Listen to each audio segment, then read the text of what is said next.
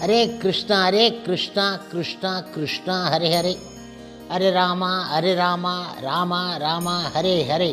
குட்டி கதைகள் 193. இதில் காஷ்மீரில் ராமானுஜரின் லீலைகளின் கதை காண்போம். முன்பு ஒரு சமயம் ஸ்ரீரங்கத்தில் ஸ்ரீ ராமானுஜர் கூரத்து ஆழ்வானின் எழுத்து துணை கொண்டு வேத வியாசரின் பிரம்ம சூத்திரத்தின் உரையை யமுனா ஆச்சாரின் நினைவுப்படி விசிஷ்ட துவைதத்தை அடியொற்றி ஸ்ரீபாஷ்யம் என்ற பெயரில் இயற்றத் தொடங்கினார். அந்த கிரந்தத்தை நிறைவு செய்ய போதையானரின் விருத்தி கிரந்தம் என்னும் விளக்க உரை தேவைப்பட்டது. அதற்காக காஷ்மீர் தேசத்திற்கு பயணமானார் ஸ்ரீ ராமானுஜர். இதனை ஒட்டி காஷ்மீரில் சாரதா பீடத்தில் உள்ள ஸ்ரீ பாண்டாரத்தில் வேண்டிய போதாயன விருத்தி கிரந்தம் கிடைத்தது. அங்குள்ள வித்வான்கள் இடமிருந்து அதனை பெற்று தன் தலைநகராம் அரங்கம் நோக்கி பயணித்தார் ஸ்ரீ ராமானுஜர்.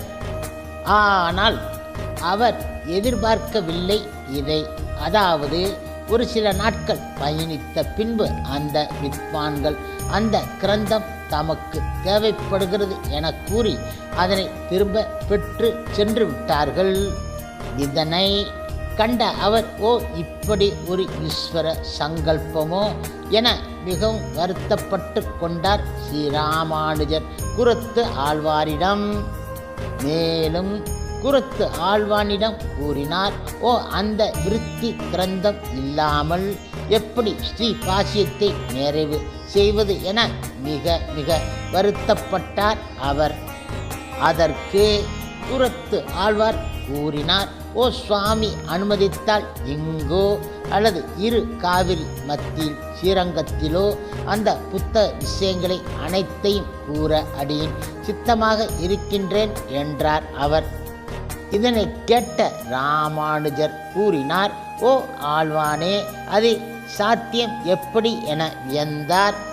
அதற்கு கூரத்து ஆழ்வார் கூறினார், ஓ சுவாமி, தேவரீர் உறங்கிய பின் அடியேன் உறங்காமல் ஒவ்வொரு இரவும் மனதில் பாடம் பண்ணியவை அவை என்றார் அவர். ஓ, என்னே கூரத்து ஆழ்வானின் நினைவு ஆற்றலும் ஆச்சாரிய பக்தியும் ஸ்ரீ ராமானுஜர் ஸ்ரீரங்கத்திற்கு எழுந்து அருளி ஆழ்வான் கூற கூற ஸ்ரீ பாஷ்யத்தை எழுதி நிறைவு செய்துவிட்டார் ராமானுஜ ஆச்சாரியர். ஹரே கிருஷ்ணா கிருஷ்ணா கிருஷ்ணா ஹரே ஹரே, ஹரே ராமா ராமா ராமா ஹரே ஹரே. சில பிரபுபாதரின் சேவையில் இஸ்கான் பக்தர்கள்